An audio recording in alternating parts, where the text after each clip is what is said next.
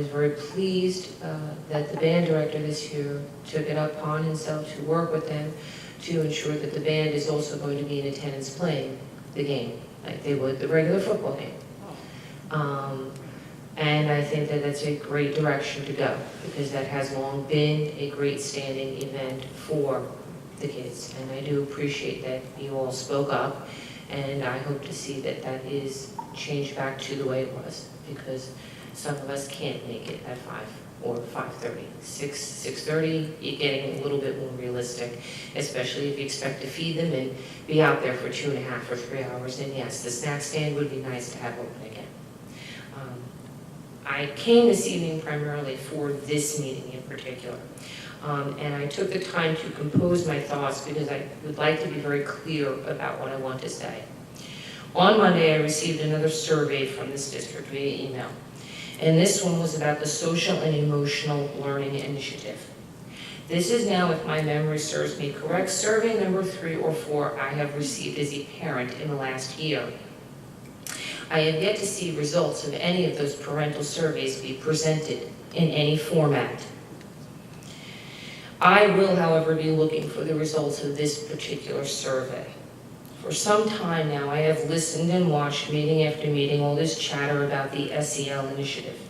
And in the same breath, our educational standards are plummeting. And in some instances now, not even meeting a standard for a recognizable ranking in any publication. I noticed recently those fancy signs that were out in the front lobby seem to have miraculously disappeared.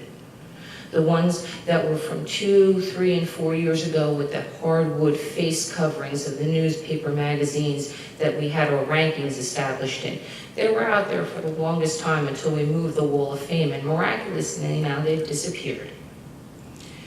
The district administration seems to be more focused on who can use which potty and has no issue getting the signs ordered and installed, but can't seem to get the laptops into the hands of 9th graders as school starts.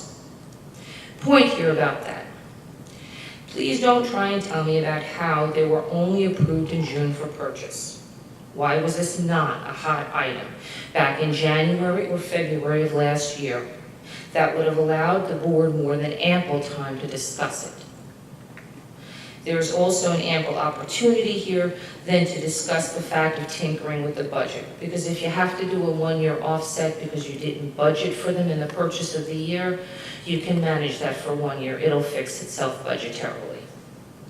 I looked at a statistic because it was pointed out in an email a few weeks back as a point of pride. Our AP scores.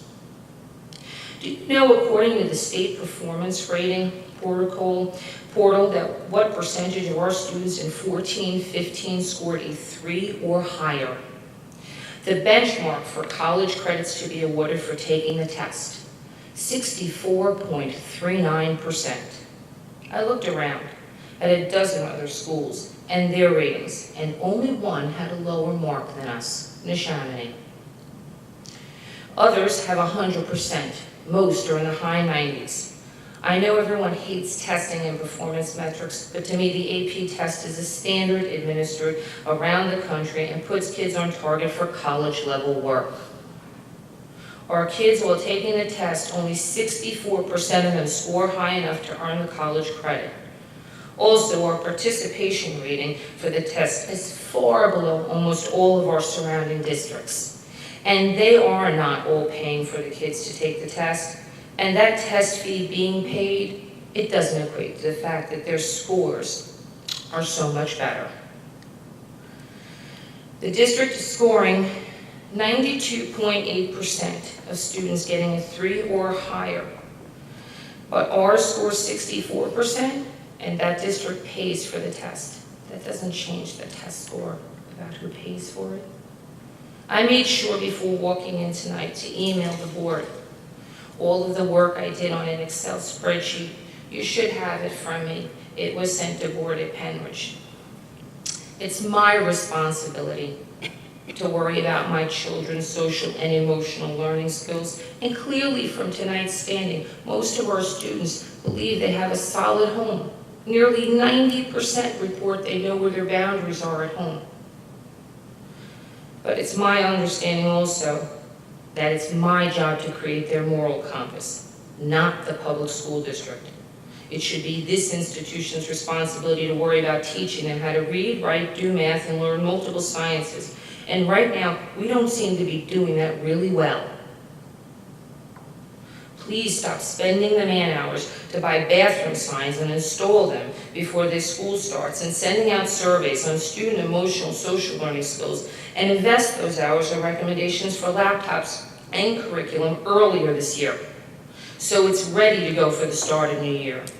I will hold up my end of the arrangement and worry about my children's understanding on bathroom and locker room usage, and suggest that you all put it back where it needs to be, on education. As I said, I'm going to be actively looking for the results of that survey on social and emotional, and what the priority is on that man-hours.